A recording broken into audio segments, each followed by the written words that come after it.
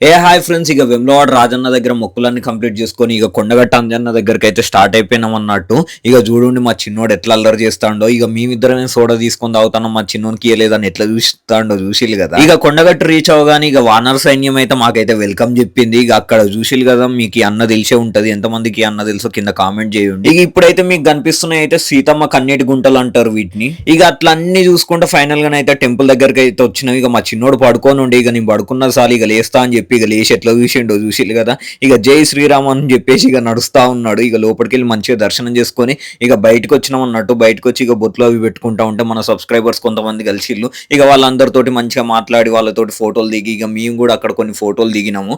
ఆ తర్వాత ఎందుకు మా చిన్నోడు సడన్ గా ఇక అలిగేండు. నవ్వుపియడానికి మస్తు ప్రయత్నించిన, అస్సలు నవ్వుతలేడు. ఇక సరే అని ఇక దేవునికి మొక్కుకొని కొబ్బరికాయ కొట్టిన తర్వాత ఇక చూడండి ఇక ఎట్లా అరుస్తాడో.